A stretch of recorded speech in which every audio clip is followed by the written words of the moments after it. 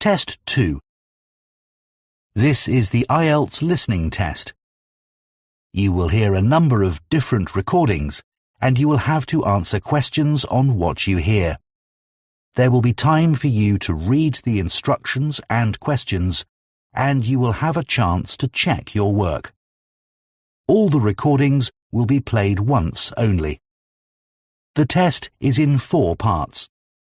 At the end of the test, you will be given 10 minutes to transfer your answers to an answer sheet.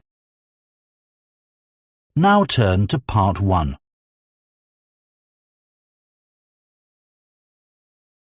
Part 1.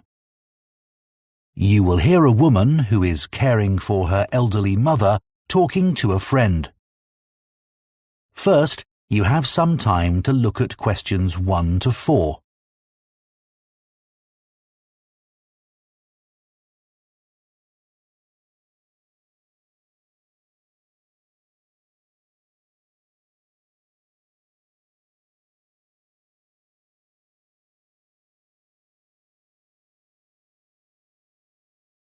Now listen carefully and answer questions 1 to 4.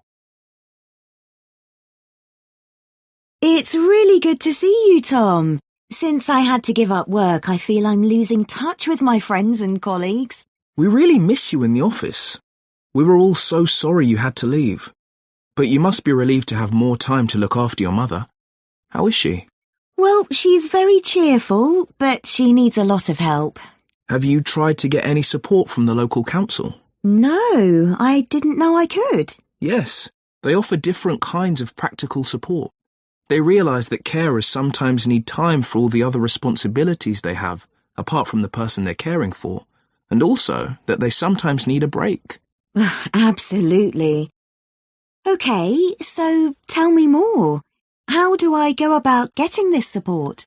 Well, you'd have to have an assessment of your mother's needs. That means someone would come round and talk to you about the situation and what you need. So, for a start, they'd want to know the amount of time you spend looking after your mother every day. OK. Then they'll probably ask you what sorts of tasks you do for your mother during the day. Things like if she needs help with getting dressed, for example. Right, I help her with that. And also I help her get into the shower in the morning. Yes, that sort of thing. They'll probably ask you if you do the shopping for her and help her at mealtimes, and whether she can cope using money. Yes, that's becoming a bit of a problem. She used to be very good at it, but not anymore. Before you hear the rest of the conversation, you have some time to look at questions 5 to 10.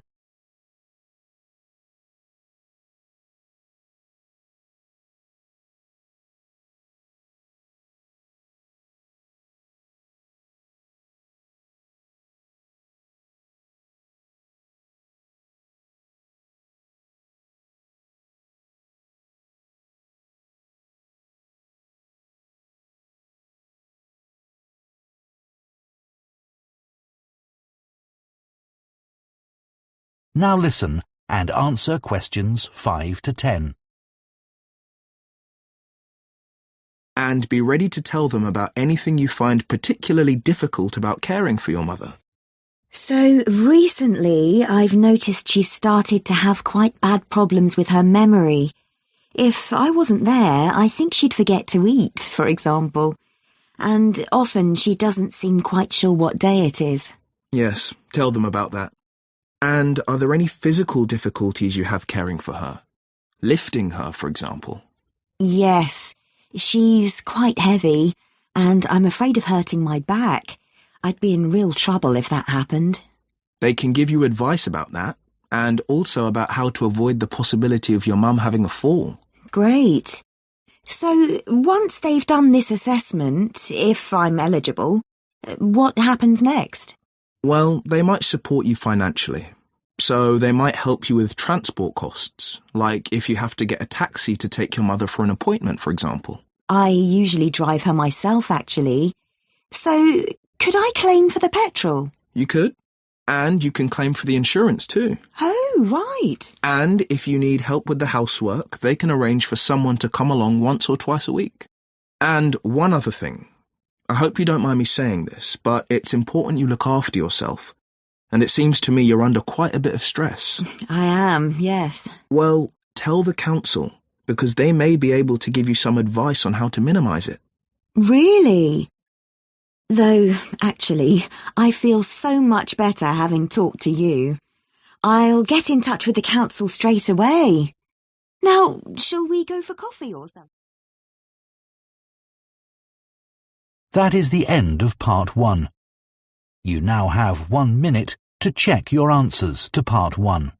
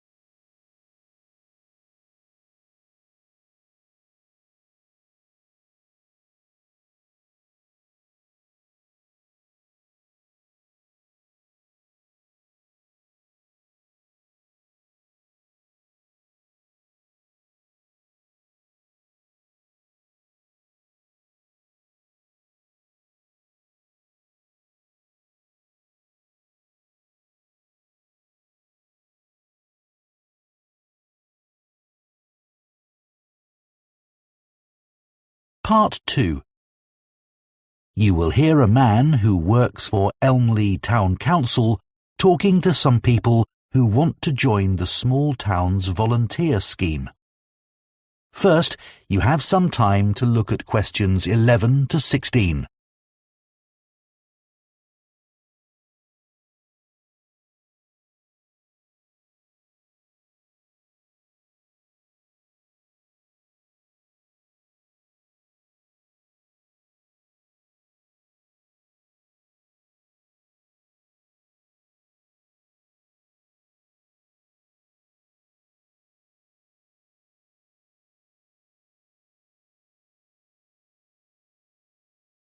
Now listen carefully and answer questions 11 to 16. Good morning, everyone. I'm Steve Wainwright from Elmley Town Council, and I organise the town's volunteer scheme. I'm delighted you're all interested in joining the scheme. Our volunteers help to create a sense of community among the many people who live in our historic town of Elmley, and make residents and visitors feel welcome at local events. First, I'll mention just a few of the activities that volunteers carry out. One is to walk around the town centre streets wearing our volunteer T-shirt. Tourists often ask how to get to a particular shop, and they might also be grateful for recommendations about what to visit. The town holds a large number of concerts each year, and part of the volunteers' role is to get everyone in the audience to the right place as smoothly as possible. You'd be surprised how many people buy tickets, then don't check them, and head for the wrong section of the hall. Volunteers may get involved with community groups, such as sports clubs or gardeners' associations. Here, the volunteers talk about how groups can help each other. For instance, a writing group might want to travel to another town to hear a talk by a well-known author, but may not know that another club has a coach they could travel in. The town produces a monthly magazine, and anyone who lives in the town can send in articles. It's free to residents and is paid for by local businesses. That's the responsibility of the council's advertising department. We depend on volunteers, though, to find out what people think of events they've attended, and any suggestions they have for the future. The volunteers then send a summary to the editors. There are a number of clubs for retired people, and every year the council arranges lunch for all the members. The volunteers welcome the guests, and when everyone's sitting down and relaxing after the meal, some volunteers put on a show, usually around half an hour of songs and short plays.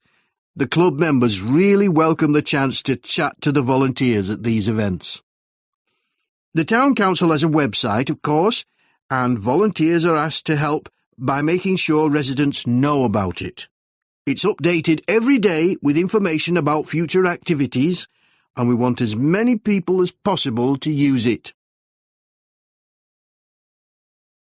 Before you hear the rest of the talk, you have some time to look at questions 17 to 20.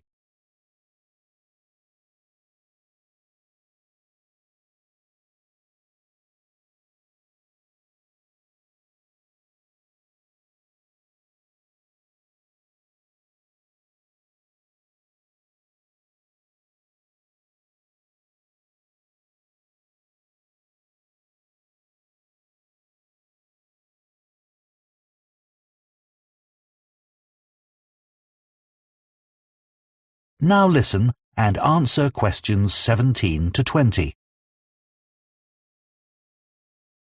OK, now you know some of the things our volunteers do.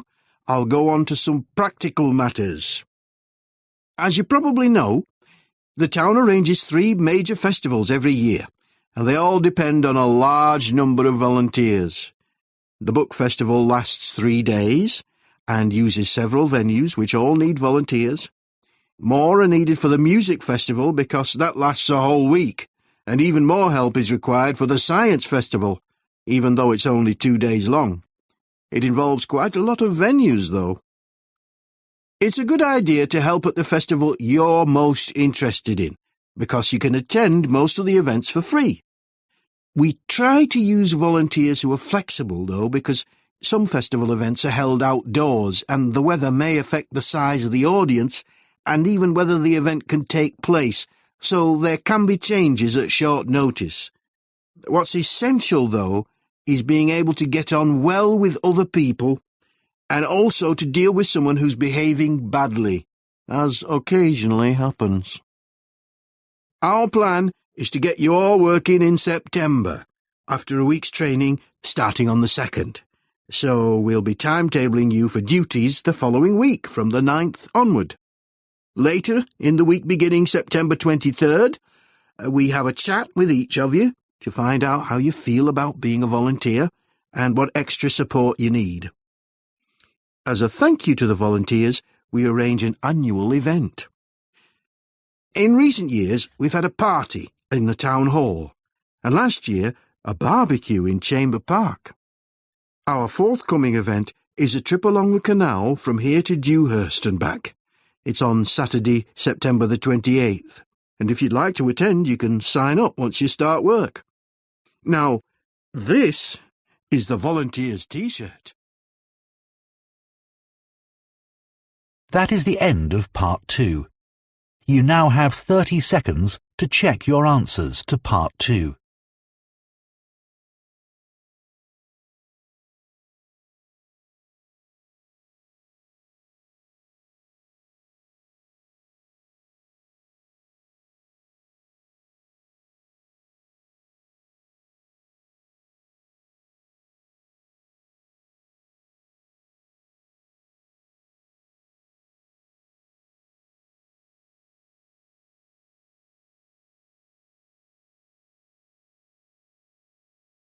Part 3. You will hear 2 students called Rosie and Colin discussing their human geography assignment. First, you have some time to look at questions 21 to 25.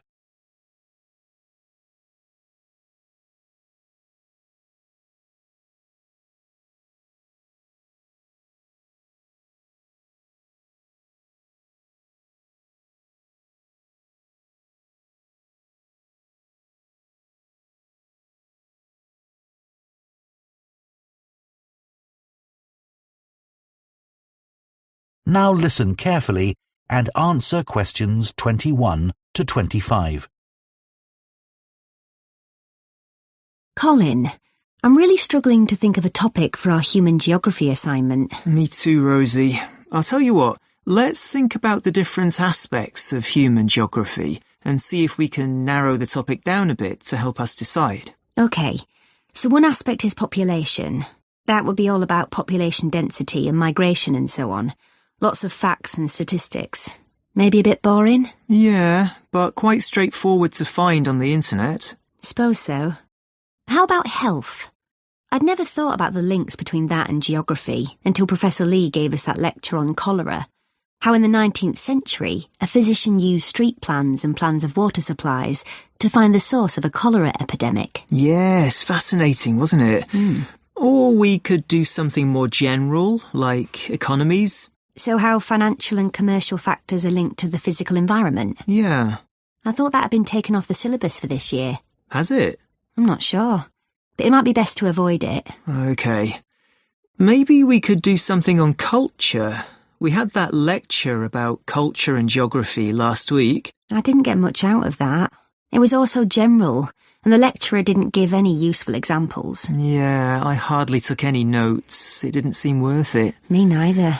We could focus on poverty. That's something that's a global problem. The trouble is, Dr. Lee was saying, that you have to be careful with some of the figures relating to poverty. They're sometimes deliberately manipulated. You mean the information gets changed for political reasons? That sort of thing, yes. Before you hear the rest of the discussion, you have some time to look at questions 26 to 30.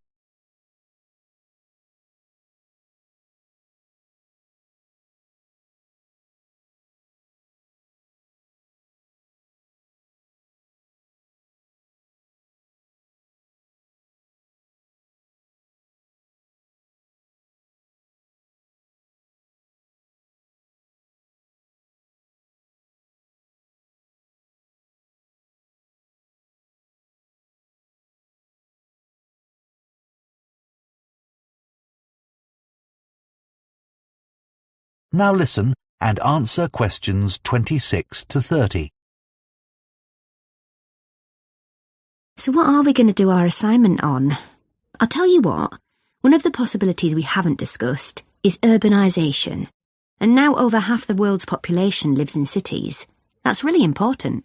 OK, good idea, Rosie. Let's do that. I love living in a big city, but of course there are problems. Things like theft and robbery? Yes, but where I come from, that's linked to another more serious issue, which is that a lot of people don't have jobs. That's getting worse and worse. And we also still have quite a lot of people who are homeless, though that's not quite so bad as it was. It'd be nice to talk about some positive developments, like some of the new developments on the outskirts of cities. Yeah, they've opened some massive new shopping centres outside my city. Yeah, the same with mine, but it's meant a lot of the shops in the city centre are closing down. But the outskirts are ideal for buildings that need a lot of space, like for conferences. They've opened a couple of big ones. Yes, we've got some too. It'd be nicer to have more facilities for things like football too, but that's not happening where I live. Same in my area. We could include something about developing disused industrial sites. It seems like a good idea because you're not doing any harm to the natural environment. Yeah, but aren't the buildings architecturally significant? Not really. And what people forget is that they often used quite dangerous materials, chemicals and things, which haven't been properly cleared away, so the whole site has to be made safe. That can't be cheap, and I bet it's often not budgeted for. You're right. Have you read about Masdar City? In Abu Dhabi? Yes. It was designed to be a green city, wasn't it? That might be a good example of a city which set out to depend entirely on renewable energy. Yes, we should say something about that. It was designed to be totally pedestrianised too, wasn't it? With the transport underground. Yes, and they had big plans for recycling to reduce waste to the lowest possible level. But let's stick to talking about power sources. Then there's that eco-town in England, Green Hill Abbots. It set out to conform to the usual principles, sustainability and so on. A lot of people were against it at first. They said the plans were unrealistic. I'm not sure how far they've got with it. I'll check. Right. So it looks as if we have a sort of plan, and we can work from... That is the end of part 3. You now have 30 seconds to check your answers to Part 3.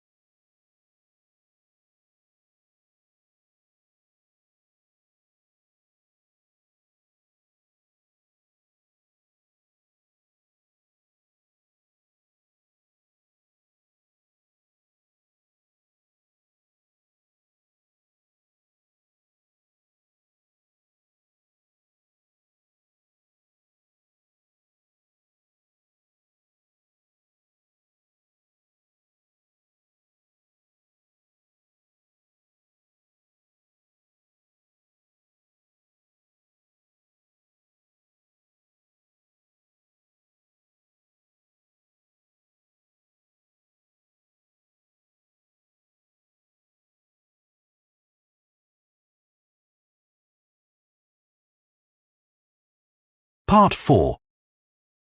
You will hear part of a food science lecture on fashions in food. First, you have some time to look at questions 31 to 40.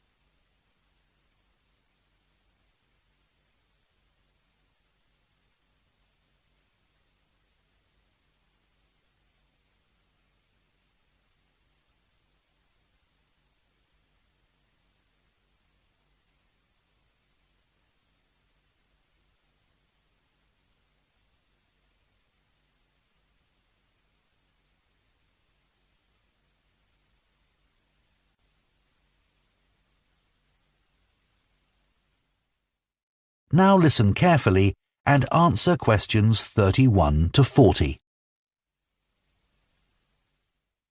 There are trends in food much as there are trends in clothing. Interest in food fashions has risen rapidly since the birth of the smartphone, when people first began taking photos of their food and instantly sharing them with their friends. The food industry in the UK in particular is obsessed with finding and exploiting the next big food trend. Marketeers aim to create a huge demand for a food item which was previously unknown or not needed. One of the most effective ways of promoting a new food product is by using social media influencers as brand ambassadors. In return for free samples, many influencers will post content about a product. Although there are influencers with hundreds of thousands of followers who can command large fees for their services. Companies which sell vegan produce were pioneers in being able to increase sales really quickly in this way. For a food item to become really popular, it has to be readily available. So supermarkets have a role to play in creating a new food trend. They have dedicated teams closely following which new products or ingredients are trending on social media and are particularly interested in what well-known chefs are putting on their menus.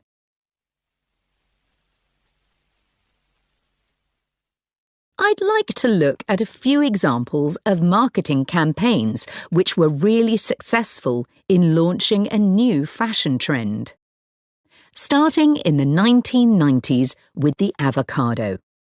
A British PR company was hired to raise its profile and stimulate demand.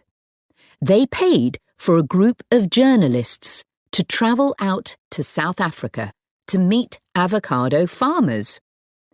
Articles written following this visit helped to educate the British public about the avocado, which at this time was certainly not the daily staple it's since become. Advertisements were designed to promote the avocado as a superfood, rich in nutrients and therefore beneficial for health. Avocados became hugely fashionable, and within a few years, UK avocado sales had grown from £13 million annually to around £150 million, making it one of the most successful fresh produce campaigns in UK history.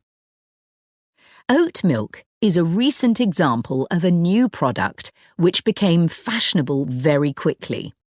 Now there are many brands available, but one company which had early success was the Swedish brand Oatly. They attracted a lot of attention with a media campaign which used provocation as a way of getting their message across effectively. The fact that this campaign aggravated competitors producing milk from dairy cows was seen as a plus, as it helped to make oat milk seem cool. In the USA, the brand decided against a big retail launch in favour of getting the product into coffee chains, which removed the need for a big advertising budget. This proved far more effective than offering samples in supermarkets. Oat milk had an advantage over other alternative milk products, such as almond milk. Many consumers prefer it because it has less of an impact on the environment. It requires significantly less water to produce than other alternative milk products, and it also has a relatively low carbon footprint. Norwegian skrei, a rarely available seasonal fish delicacy, otherwise known as Arctic cod, is now found on the menus of Michelin-starred restaurants throughout Europe. The demand for skrei has been used by a food marketing agency to build the reputation of Norway's fisheries in general. Marketing surveys have shown that a significant number of shoppers now associate Norway with excellent seafood. Food trends can be considered a good thing in some ways, as they can benefit farmers and food producers enormously. The public can also be encouraged to buy things which are more sustainably produced. But ethical concerns have been raised about the effects a surge in demand can cause. Quinoa is a classic example. This plant is native to Peru, and when demand peaked some years ago, the price soared, making it unaffordable for local people. While the popularity of quinoa has benefited farmers financially, there have been other negative consequences. As demand grew, farmers began working the land all year round in order to produce more quinoa. One issue has been that the fertility of the soil decreased dramatically, which could potentially lead to desertification in some areas. Another example would be the case of... That is the end of Part 4. You now have 1 minute to check your answers to Part 4.